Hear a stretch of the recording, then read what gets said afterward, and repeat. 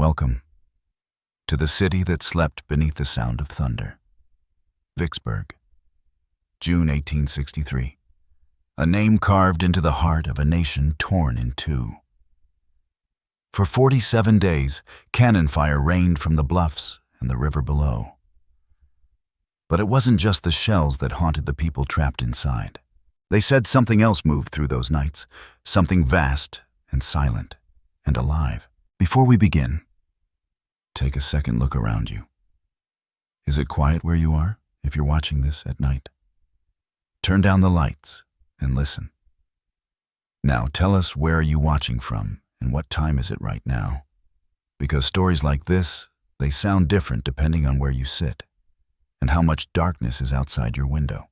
When the guns fell quiet, when the air hung heavy with gunpowder and fear, strange shadows began to cross the sky. Not the flight of birds, nor the smoke from the batteries, but shapes wide, slow, deliberate, gliding through the moonlit haze above the Mississippi.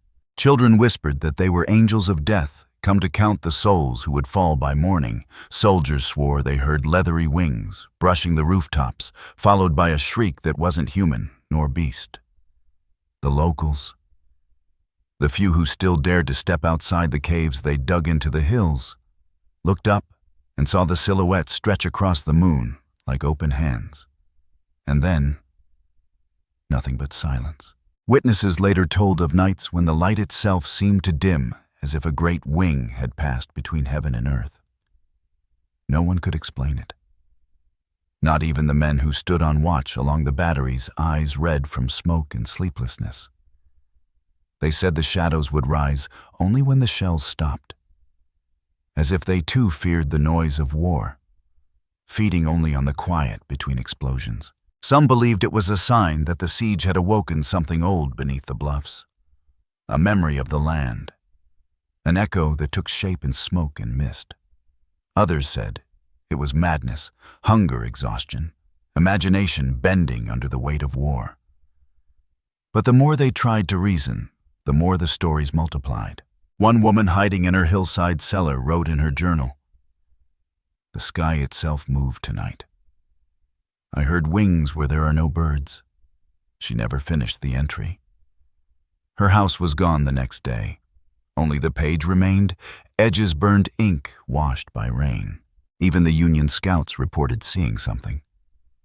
In a letter intercepted after the war, one private wrote, "It looked like smoke, but it cast a shadow." The letter ends there, torn at the fold, the rest eaten by time. From the riverboats, anchored on the Mississippi, sailors told of shapes gliding above the floodlights, dipping low, then vanishing into the fog that clung to the hills. No sound, no trace, just the rippling reflection on the black water below. By the third week of the siege, whispers turned to fear. Men refused to stand watch alone. Some blamed the Confederates for sending kites or lanterns to play tricks on their minds. But there was no wind, no movement of air at all. Just the faint tremor like breath moving across the rooftops when the city slept. Later, when the siege finally ended and the guns fell silent for good, a Union officer made a note in his field log. The smoke cleared at dawn, yet above the city hung a shadow that did not fade. No one ever saw those shapes again. No record explains them. No photograph remains. But those who lived through Vicksburg remembered not the noise, not the hunger, but the silence between shells, when something unseen passed overhead, and the city below dared not breathe. Even now, on the quietest nights, locals say the river still hums with a sound that isn't wind. A pulse in the fog, like wings unfolding in slow motion. And when the moon is full, and the air hangs heavy as it did in that cursed summer, they say the shadows come back. They glide once more over the sleeping city. And the watchers of Vicksburg still raise their eyes to the dark, wondering what it was that flew above them and why it came. June 1863. The Mississippi lay heavy and dark like a blade pressed against the land. Vicksburg stood above it proud, once now hollowed by hunger and smoke. The siege had begun 40 days earlier, and by now the city had become a wound that refused to close. Every morning, the same rhythm returned, the dull thud of mortars from the Union lines, the echo rolling across the bluffs, the trembling of glass in empty windows. The streets were deserted. The markets had vanished. Children no longer played, for there were no voices left brave enough to break the silence. Instead, families carved homes into the clay hills, caves lined with blankets. Candles burning low, the air damp with fear and mildew. Above them, General Ulysses S. Grant's army tightened its hold. 50,000 Union soldiers dug into a crescent of earth and gunpowder surrounding the Confederate stronghold like a closing fist. The bluecoats moved with method engineers building batteries by night, artillery by dawn. Each day, the roar came closer. Each day, another wall fell. Inside the city, Confederate General John Pemberton clung to the high ground. His men, ragged, starved, their uniforms more dirt than cloth, stood by the guns along the ridge. They'd once believed the bluff was unbreakable. But belief was a fragile thing. Rations fell to handfuls of peas, then to mules, then to rats. The riverboats that once carried trade and hope now drifted as charred skeletons along the current. And still, every night, the guns spoke. Smoke coiled upward from the burning warehouses, hanging over the rooftops like a second sky. At dusk, the air shimmered orange, a strange, almost holy glow flickering through the haze. From a distance, it looked like the city was still alive. But inside, the people had stopped counting days. The calendar no longer mattered when time itself was marked by the rhythm of explosions. The Mississippi wind brought the scent of iron and decay. It blew through the shutters, through the cracked windows of churches that had become infirmaries. Inside, priests prayed over soldiers and civilians, alike men too weak to stand, women too weary to cry. Candles melted into the pews, dripping wax like tears onto splintered wood. Some nights, when the shelling paused, the river itself seemed to breathe. The fog rolled in thick from the water, blurring the line between the living and the lost. You could stand at the edge of town and not see your own hand. Just the faint glimmer of lanterns down by the shore, moving slowly as if searching for something or someone. From the hills, the Union camps glowed like constellations. Campfires stretched for miles, each one a tiny distant sun. Their drums were slow, methodical, the sound of patience and certainty. Across the line inside Vicksburg, there was no music at all. Only the scraping of shovels in the dirt, the whisper of families digging deeper, trying to outlast the hunger, the noise, the world above. Sometimes the thunder of artillery stopped abruptly, no warning, no reason. And that was when the city grew uneasy, because silence in war was never mercy. It was a pause, a breath before something unseen took its place. By mid-June, the diary entries grew stranger. Women wrote of the air changing at night, as if the sky itself had thickened. One note read simply, "The moon has dimmed again. We heard the wings." Another, "The air moves though nothing passes." The soldiers laughed at first, then stopped when the laughter began to echo, as though the hills were laughing back. The line between exhaustion and hallucination thinned with every passing night. Men swore the fog had shape. That when the cannon smoke rose, it didn't always drift away. Sometimes it circled back, clinging to the earth like a living thing. Some said they saw lights inside the mist, faint glimmers that moved against the wind. Others, shadows that weren't their own. Even Grant's officers noted the strange quiet over the city, the way sound seemed swallowed whole after midnight. No dogs, no birds, not even the creak of wagons, only that low vibration, a hum that rose and fell like breath through the fog. By then, the people of Vicksburg had stopped praying for victory. They prayed for morning and for the night to pass without movement above the rooftops. For what they feared now was not the cannons, but what came after. The cannon stopped. Somewhere out there, beyond the trenches, the river whispered against the hulls of sunken ships. and the air trembled faint steady like wings unfolding in the dark.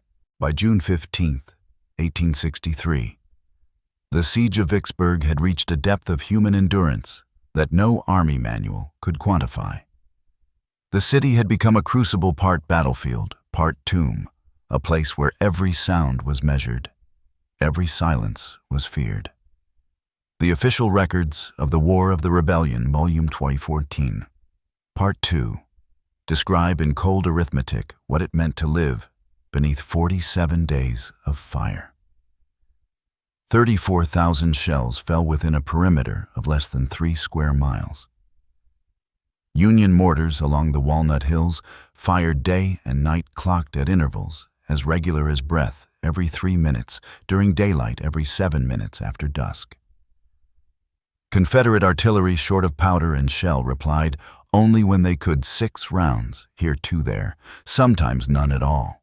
By the 3rd week, most of the defenders' ammunition was scrap iron filled with sand.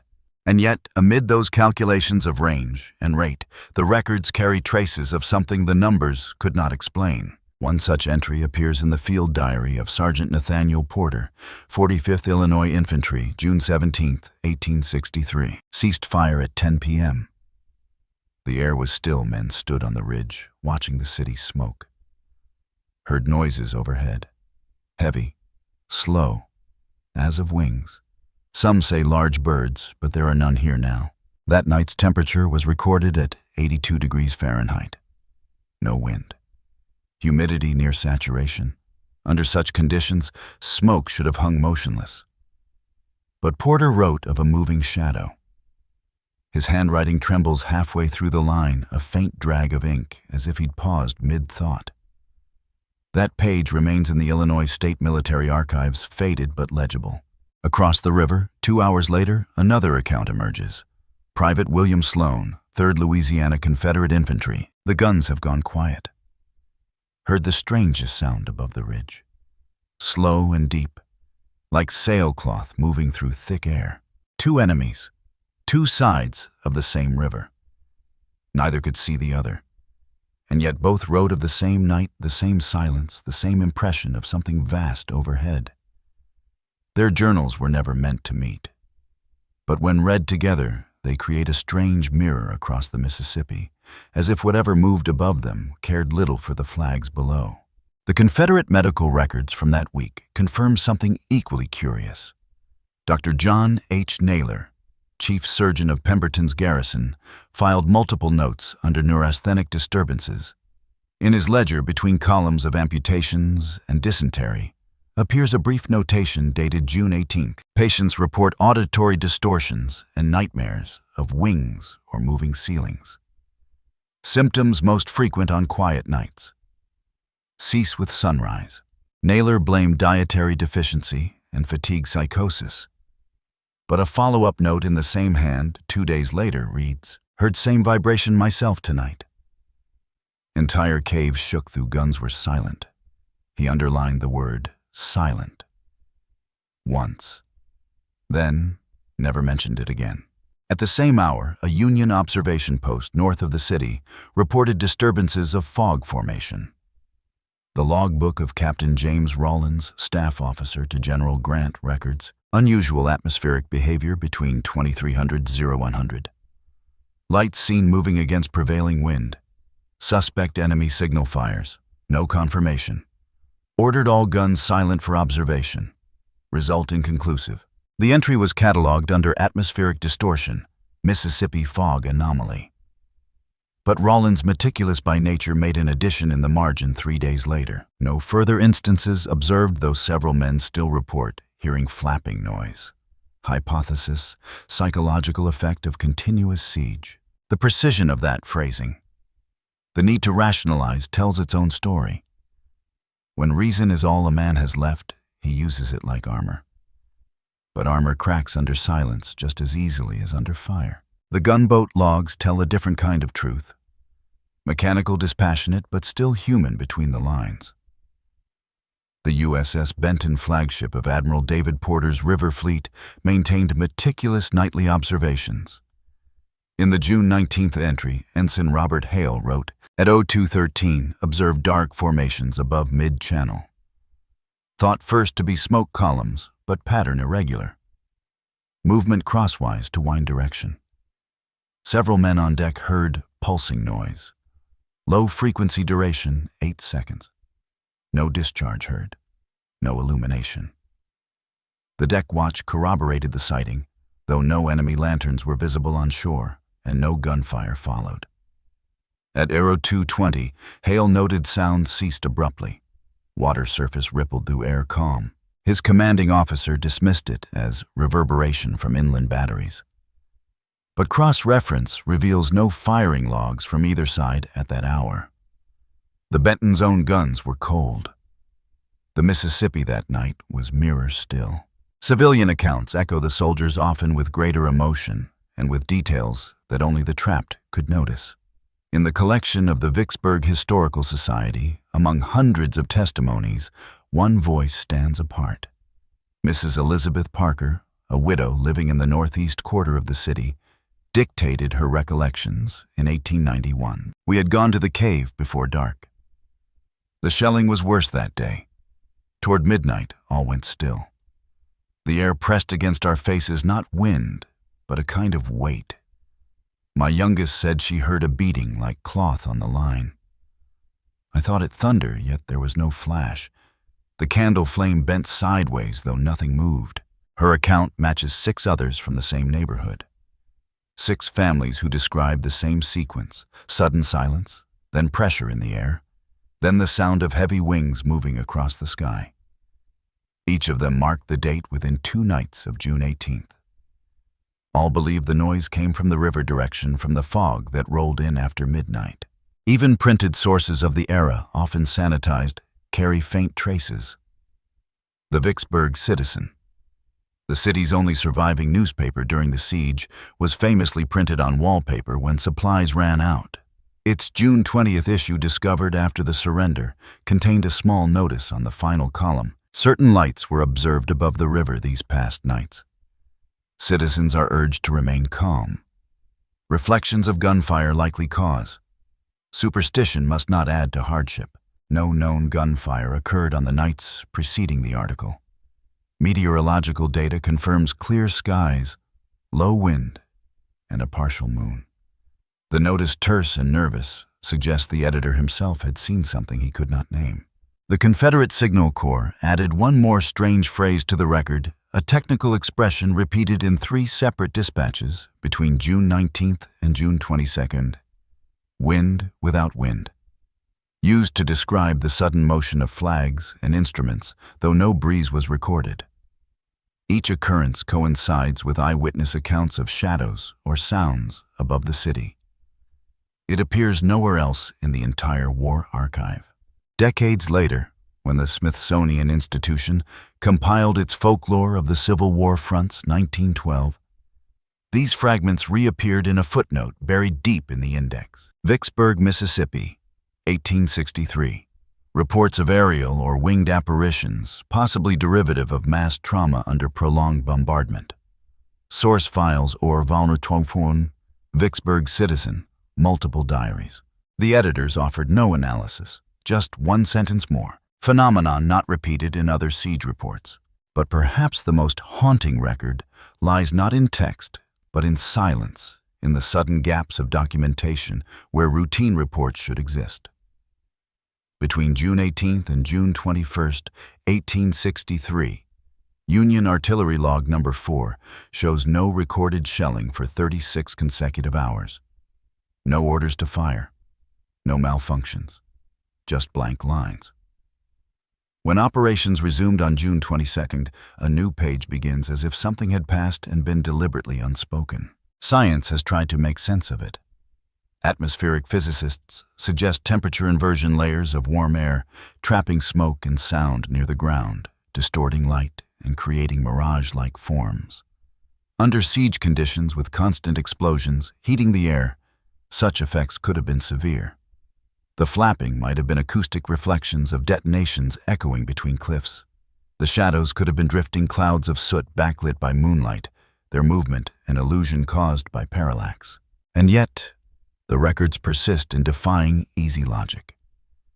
Those who describe the phenomenon did so with the clarity of men accustomed to smoke and noise, men who could tell cannon from thunder, torchlight from moonlight. They were not strangers to illusion. They lived inside it. Still, they swore that on those nights, something above them moved against the wind. In the U.S. Army Medical Museum files, case series number 2145, Siege Psychosis, Vicksburg, 1863, lists 41 soldiers hospitalized for auditory or visual disturbances unrelated to injury. Symptoms: vertigo, shortness of breath, trembling, recurring visions of flight or descent. All improved after evacuation from the front. None recurred. Even so, their statements match word for word the accounts of the civilians below. And then there is the curious end. On July 4, 1863, the day the Confederate flag was lowered and Vicksburg surrendered, all references to Shadow's wings or the hum vanished from every record. Letters resumed their ordinary cadence: troop movements, casualty counts, food inventories. Not one man on either side ever mentions the shapes again. It is as if whatever haunted the siege lifted with the smoke, leaving only silence in its place. In 1923, a researcher for the Mississippi Historical Society annotated the last surviving copy of The Citizen with a single note in pencil. The city slept after surrender, but the stories did not. That margin line became the final documented comment on the phenomenon for nearly a century. The mystery faded into local legend, part ghost story, part weather anomaly, part shared dream carved into the memory of a starving city. But through all those explanations, scientific, psychological, or spiritual, one truth remains anchored in ink and paper. The men who stood watch over Vicksburg in June of 1863 wrote what they saw, and what they saw moved above the earth, with no name and no sound, except the slow, rhythmic beating of something that might have been wings. Night had fallen over Vicksburg, the kind of night that felt heavier than darkness itself. The guns had stopped hours ago, and for the first time in weeks, the silence rang louder than the shells ever had. The river lay black and breathless, the air thick enough to taste. And inside the hills, families crouched in the damp hollow of the earth, afraid even to whisper. Margaret Hensley sat in one of those caves, her children asleep beside her, their bodies thin beneath a single wool blanket. The candle had burned to a stub, the flame low, throwing long shadows that moved when nothing else did. Every sound, the drip of water, the scrape of rock against her boot, carried the weight of something unseen. She thought about her husband. Gone 3 days now. Maybe 4. Lost somewhere between the church infirmary and the shattered road. She wanted to believe he was still alive, that he could still hear her voice if she spoke his name aloud, but the city had a way of swallowing voices whole. Outside, the night was pale with fog. The moon hung low and swollen over the river, its light filtered through layers of smoke and dust. It gave everything a colorless glow, the kind of light that made even living faces look carved from stone. Somewhere far off, a single gun fired. Then nothing. Even the echo refused to come back. And then it began. Not a sound at first, but a feeling, a vibration, faint and deep, like the breath of something enormous stirring in its sleep. The candle flame bent sideways, though no wind entered the cave. Dust rained from the ceiling. Margaret froze. The children stirred in their dreams, murmuring, then fell still again. She waited, listening. The air trembled. The earth beneath her feet seemed to pulse, a long, low hum that rose and fell, rose and fell. It wasn't thunder. It wasn't the guns. It was slower, more deliberate, almost rhythmic, like the sound of wings beating against water somewhere above. From the caves nearby, voices broke the silence. First one, then several. Someone shouted, "Do you hear it?" Another voice, trembling, answered, "It's in the air." Then a scream, cut short as if swallowed mid-breath. Margaret pressed her back to the wall. She wanted to believe it was imagination exhaustion, the hunger twisting her mind. But then, light, faint, silver, sliding through the cave mouth like liquid metal. It shimmered, once dimmed, then grew a flickering glow that painted the walls in trembling shadow. She turned toward it, and what she saw did not belong to anything she knew. Something passed overhead, vast, soundless gliding through the fog. Not smoke, not bird, not storm. It moved with intention. Its shape was not clear, a blur between form and absence, its edges dissolving as it drifted. But its shadow touched the ground, and when it did, the earth seemed to exhale. The air pressed down hard as though a hand had settled over the city. The fog swirled inward, and for a moment the world shrank to a single breath. She could hear it now. Faint but steady, a pulse, a whisper of movement that made her ribs ache.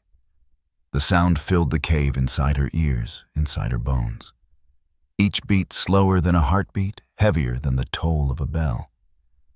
Her skin prickled. The candle died. Darkness took its place. She held her children close, felt their small hearts racing against her arm. She wanted to cover their eyes, but there was nothing to see, only the sound and the pressure and the sense that something alive was just outside watching. Minutes passed, or maybe hours. Time lost its shape. Then, a shift. A sigh, deep and low, as if whatever moved had grown tired or curious. And then the weight began to lift. From somewhere in the city, dogs began to bark, 3, maybe 4, then stopped in perfect unison. The air thinned, but the silence remained dense and waiting. When she finally dared to breathe again, she could smell the river silt and iron, cold and old. It drifted through the cave entrance, mingling with the smoke of extinguished candles. At dawn, she stepped outside. The sky was pale gray, the kind of color that erases edges.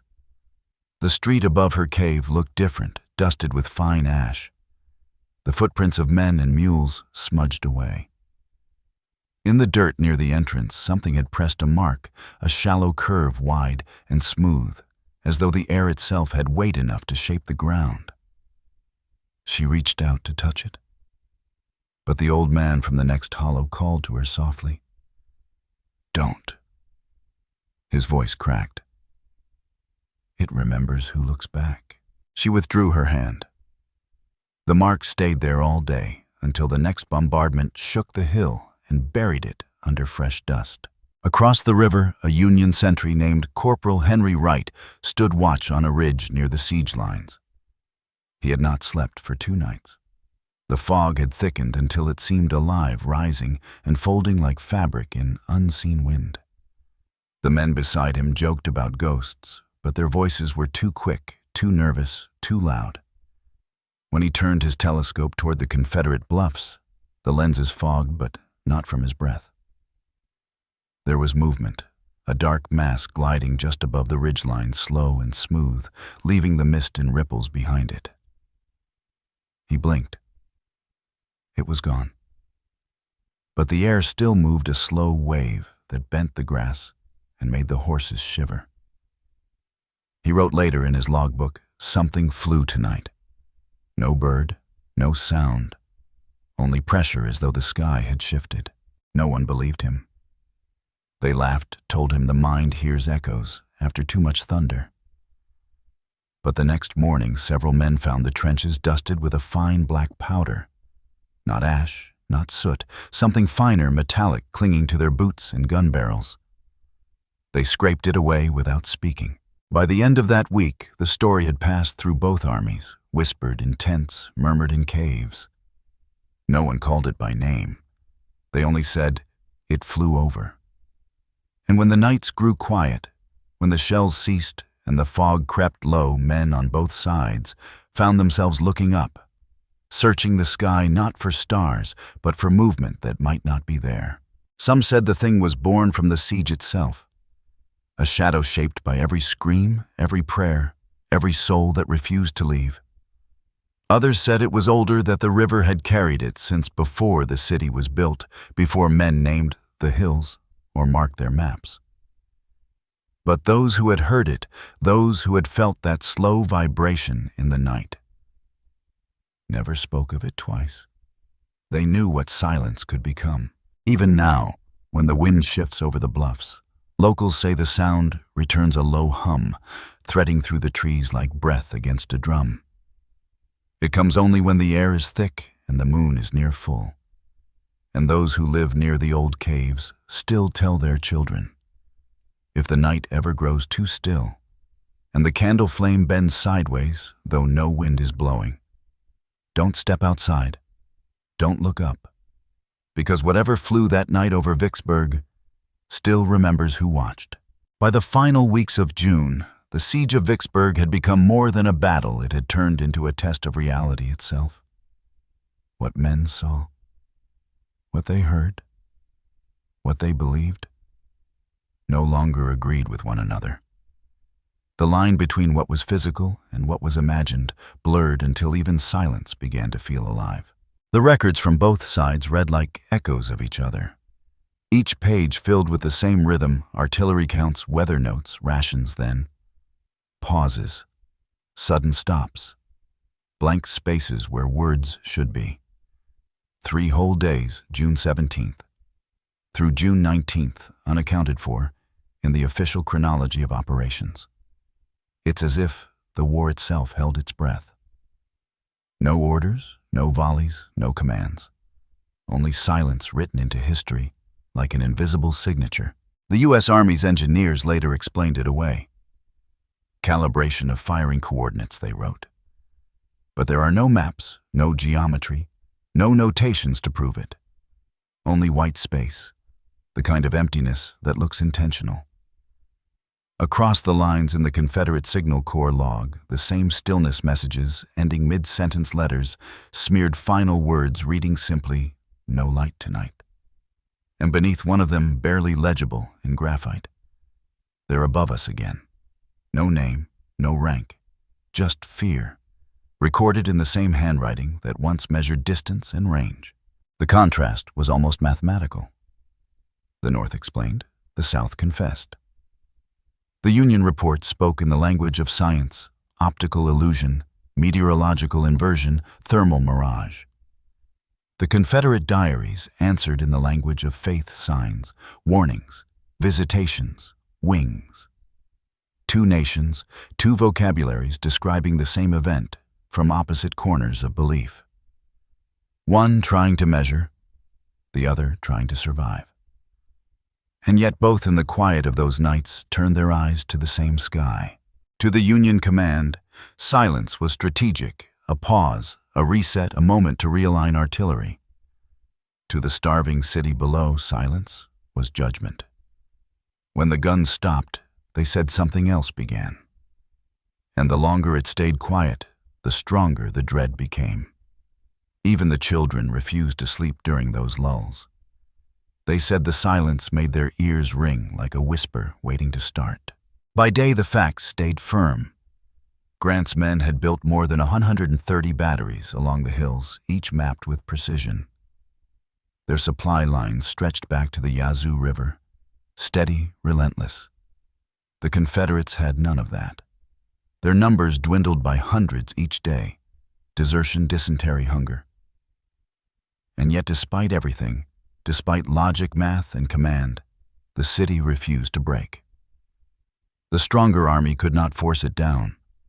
The weaker army could not let it go. Both trapped not just by geography, but by something neither could define. Reports from the Union 13th Corps tell of unexpected delays due to atmospheric obstruction. In the Confederate logs that same day, the air presses, communication impossible. 2 sentences written miles apart, meaning the same thing the air itself had turned against them. Soldiers began to notice strange details that did not fit the battlefield. The smoke from the guns no longer rose. It drifted sideways, curling back toward the lines, as though reluctant to leave. Sound behaved the same way. A shout carried for seconds, then fell dead in the air. Horses refused to move at night, even when beaten. Their ears twitched to sounds no human could hear. Union officers sent meteorological reports to Washington, describing aberrant fog motion and reverse drift. One note signed by Captain Rawlins himself observed wind calm, smoke moving counter to breeze, no visible reason. Troops uneasy.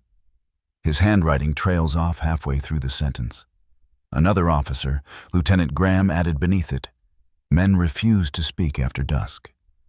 The next day the entry resumes, as if nothing happened. No explanation, no mention. Only numbers again. The Confederate correspondence mirrors it. Major Francis Shoup wrote to General Pemberton, "Our men find courage in noise, despair in quiet." The silence bleeds morale faster than the hunger. He then crossed out the word silence and wrote night, as if even writing the word carried danger. He would be killed 3 days later by a fragment of shell fire. His body found near the ridge, his last page missing. In one of the last surviving field notes from the Vicksburg trenches, a soldier scrawled, "It flew low last night." I did not raise my head. No signature, just the initials CR. The paper was found inside an empty ration tin decades later, unearthed by a farmer plowing near the old lines. The ink had bled, but the words still carried the tremor of someone writing in the dark. After the surrender, both armies began to talk, not in reports, not in press statements, but in private. In taverns, in hospitals, in the quiet of veteran reunions. Union men admitted they'd seen strange shapes during the final week. Confederate survivors said the same. No one claimed ownership of the story, but no one denied it either. It became a secret treaty between enemies. They might argue about strategy, about blame, about who was right and who was wrong, but not about the shadows. That was sacred ground. Even the war correspondents noticed it. The New York Herald ran a line that year. The men speak of an eerie hush that descended before the final bombardment, a calm that chilled the marrow. In Richmond, the Examiner printed its own. The enemy fell silent, and the air turned strange. Men could not whisper without echo. 2 cities, 2 nations, 1 description, silence that could be felt. When the guns resumed, the sound hit differently. Witnesses said it felt weaker, as if the air no longer wanted to carry it. Smoke didn't billow. It lingered heavy, hanging low over the roofs. And as it settled, people began to notice outlines where no shadow should fall. Curved patterns gliding across the haze, folding and unfolding.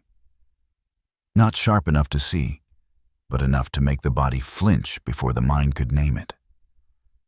One soldier called it the wind given form. Another the soul of the city leaving its body. For 3 nights straight, the Union camps kept their watchfires burning brighter, though orders said, "Conserve fuel." No one wanted darkness. No one wanted quiet. Silence had become the enemy. When the city finally fell on July 4th, 1863, the air refused to move. Not a flag stirred. The smoke from the burning warehouses hung suspended as if trapped between heaven and earth. Grant himself noted it in his report, a single line tucked between paragraphs of casualty counts and logistics. The atmosphere remained still, unnaturally so, during the final surrender. Even victory sounded muted. No cheers carried far.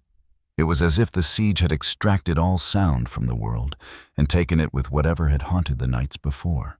The Confederate civilians who emerged from their caves that morning spoke of the same silence, but with reverence, not relief. They said the wings had departed, that the air had lightened, that the city could finally breathe again. And when asked what they thought it was, one old woman replied, "Not punishment, not death, something that came to listen." Years later, as both armies aged into memory, the contrast between reason and legend only deepened. Historians clung to physics. Locals clung to faith.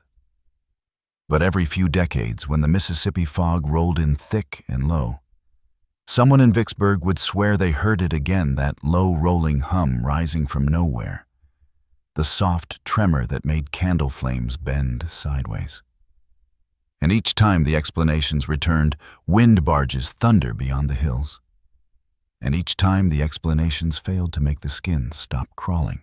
Because even after all the records, all the reports, all the numbers, one truth still hangs in the air over that city: that for 3 days in the summer of 1863, both armies stopped firing.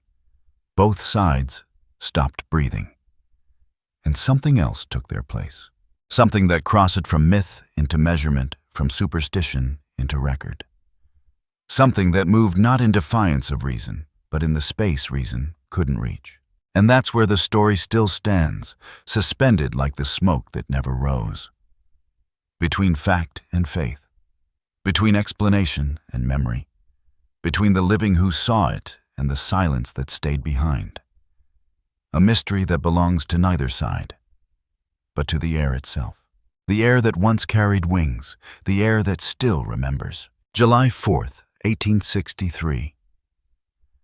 The morning that should have been loud arrived without sound. The cannons that had shaken the earth for 47 days now sat in silence, barrels blackened, mouths open like exhausted lungs. The city beneath them no longer fought, no longer prayed. It simply waited. What remained of Vicksburg looked less like a city and more like the aftermath of a fever-hollow trembling, caught between life and ruin. The Mississippi lay still, reflecting a colorless sky. Even the birds stayed away. When the white flags rose along the ridge, no one cheered. Union officers raised their binoculars, expecting movement, expecting resistance. But the figures they saw on the bluff did not raise rifles. They just stood there, motionless, staring outward into the haze. A single breeze might have made the scene human again. But there was no breeze. The air held its breath. And for the first time since May, the thunder of war gave way to something far stranger, an unnatural quiet that stretched across the river like a shroud. Grant entered the city around noon.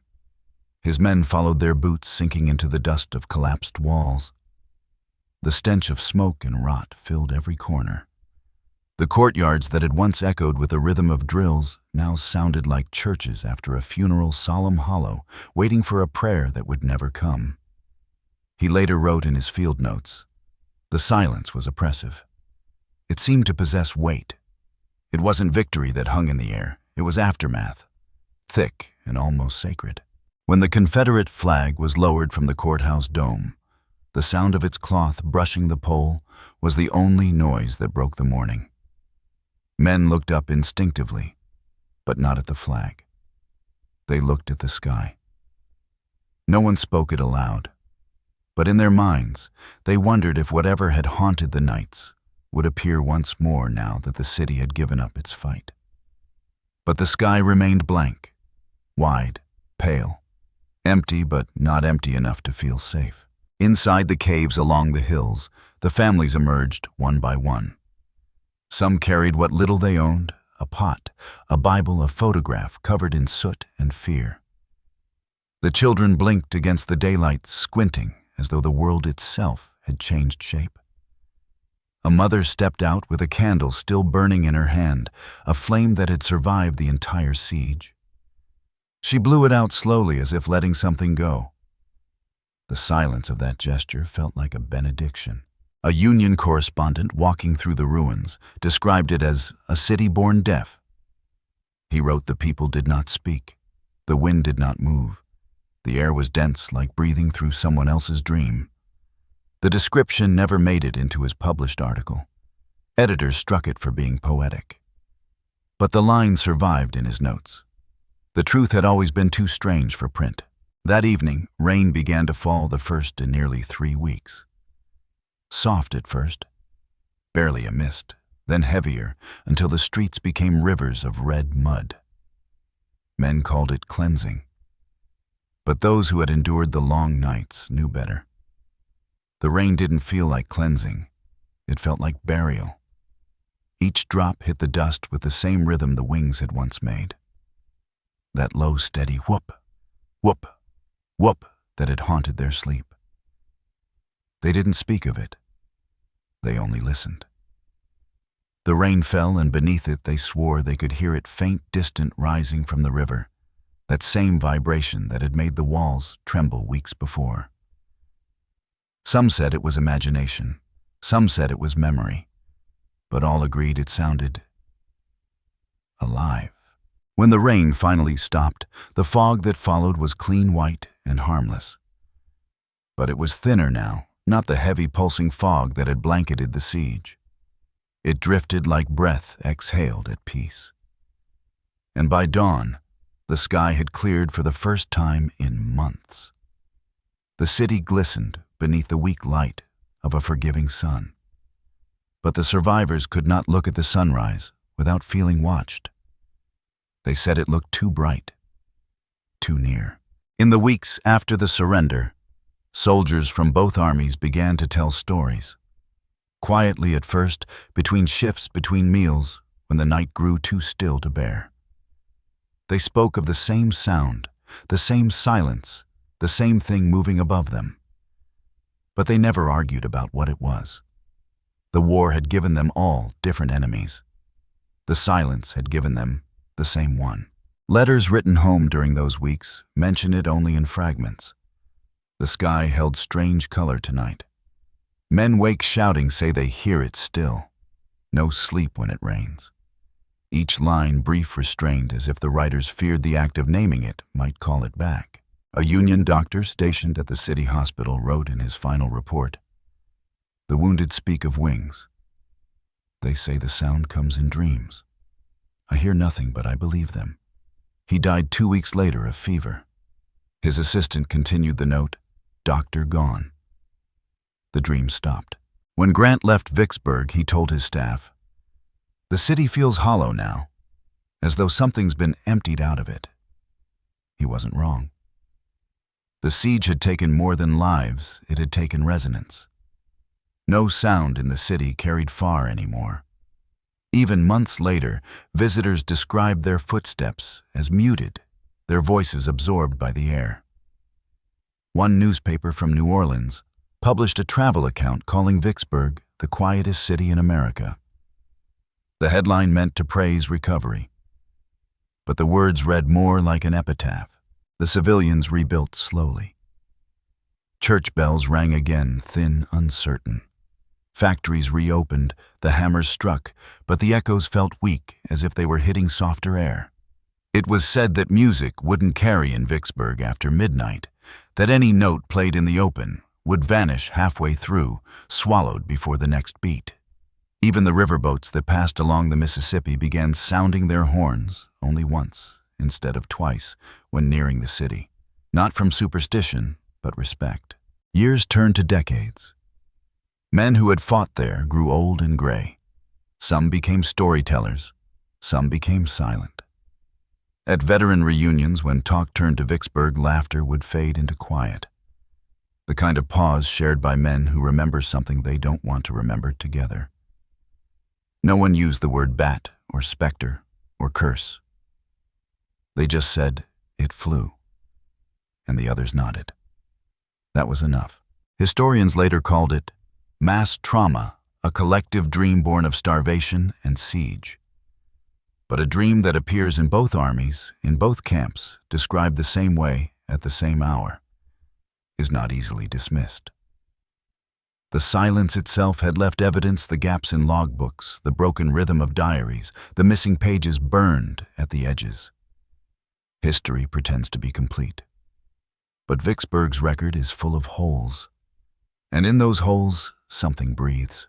In 1912, the Smithsonian field archivist cataloged the phenomenon under Spectral Folklore Mississippi Campaign.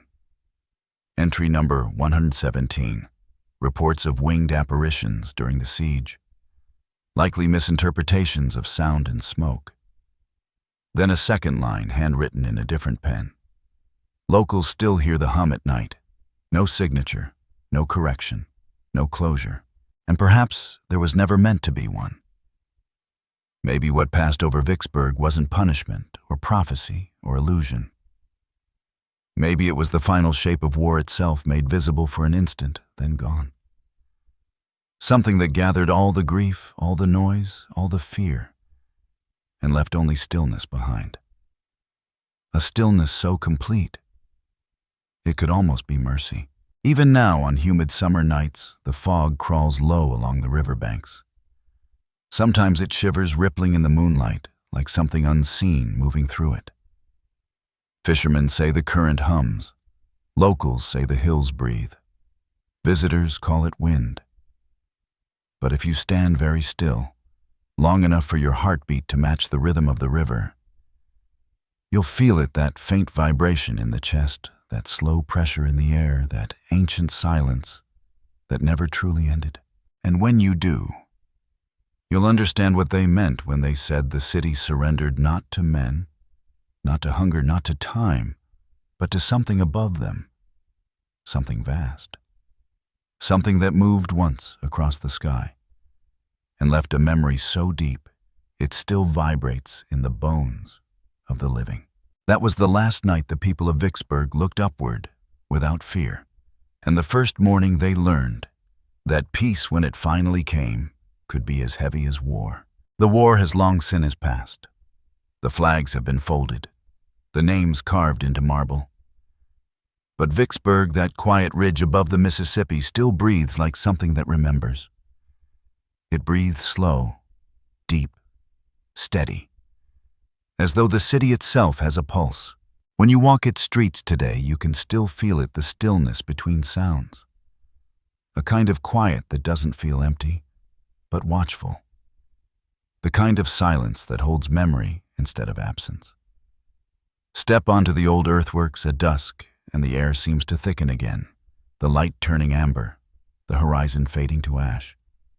Crickets fall silent mid-song, and the river, dark and endless, reflects a sky too still for comfort. You can almost hear the old rhythm return, that slow, pulsing vibration that isn't quite sound, more like the land itself exhaling. The cannons stand rusted now, their barrels half buried in wild grass, their shadows long and soft in the evening light. Tourists run their hands along the metal, warm from the sun, but underneath cold. They take photographs, smiling, not realizing they are standing on ground that once moved. Not from tremors, but from breath from something vast passing overhead that no one dared name aloud. The churches have been rebuilt. The houses stand painted and proud again. Children play on lawns where once families dug into hillsides for safety. They laugh, they shout, they live, and yet the echoes linger. When the wind dies, when the heat presses down, the air feels too thick to move through. That's when locals say the listening begins. They still tell the story in whispers around porches on summer nights, in the low drawl of elders whose grandparents hid in the caves. They don't call it the bat specter. They don't use the word haunting. They simply call it the quiet. And when they speak of it, their voices drop lower, not out of fear, but out of respect. Because in this city, silence isn't absence, it's memory. And memory here is alive. Sometimes after a long day, when the humidity rises off the Mississippi like steam from a sleeping giant, people say the night changes. The insects hush all at once, as if a single invisible command silences them. The air cools suddenly, though no wind stirs. Lanterns flicker. Dogs lift their heads, ears twitching toward nothing. And if you're patient enough, if you don't speak, don't move, don't even breathe too loudly, you'll feel it, a slow weight pressing against your chest, a tremor deep beneath your feet, as if the ground itself is remembering the pulse of wings that once crossed its sky. Some visitors swear it's imagination, the brain seeking patterns in air and echo. Some locals swear it's more than that.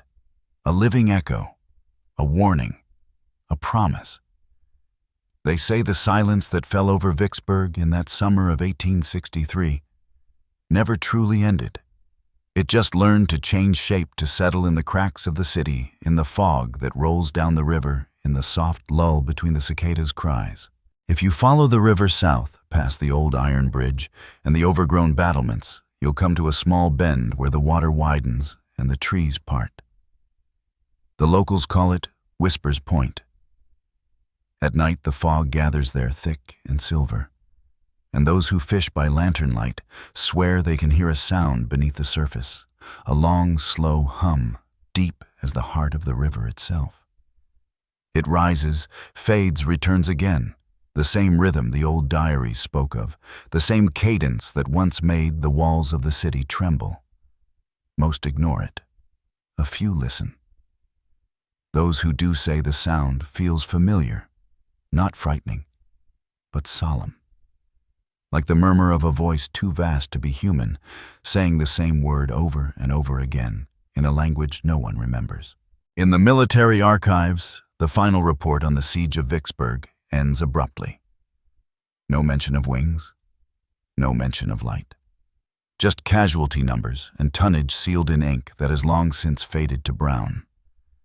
But beneath the official paper trail, history keeps its other version written in the air, in the way the fog bends around the hills, in the way silence carries weight long after the noise is gone. That's the version you feel not read. The version that looks back when you look too long at the river. And so the story continues not in books, not in monuments, but in moments. In the hush before rain. In the pause between thunder and echo. In the faint flicker of a candle's flame that leans sideways when no breeze is there to move it. Those who live in Vicksburg learn to recognize the signs. They don't run, they don't hide, they listen. Because every few years on a summer night when the moon hangs swollen and red over the Mississippi, the city seems to fall silent again. Street lamps dim, windows rattle softly, and from somewhere high above the bluffs comes a sound too faint to record a deep, rhythmic pulse rolling across the water, slow, deliberate, timeless. It lasts less than a minute. Then it's gone. But for those 60 seconds, everyone who hears it knows exactly where they are inside a story that never ended. Maybe that's what haunts Vicksburg, not ghosts, not monsters, but memory refusing to die. A living echo carved into the air itself. A reminder that silence once broken by war never truly heals it, only changes tone. And when the night grows still, the city listens again to the rhythm of its own heart, to the murmur of the river, to the wings that once darkened its moon. So if you ever find yourself there, standing on the bluff above the water with the air too quiet and the stars too bright, and you feel a vibration beneath your feet, don't be afraid. It's not the past returning. It's the land remembering. That's not the end of the story. That's the breath after it. The long exhale of a city that still dreams and still listens. Some wars end with victory, others end with silence, and some never end at all. They just drift like wings above the places that remember. Next, we'll follow another silence, another city, another night where history breathed once and refused to stop. Until then, listen closely, because the quiet still speaks.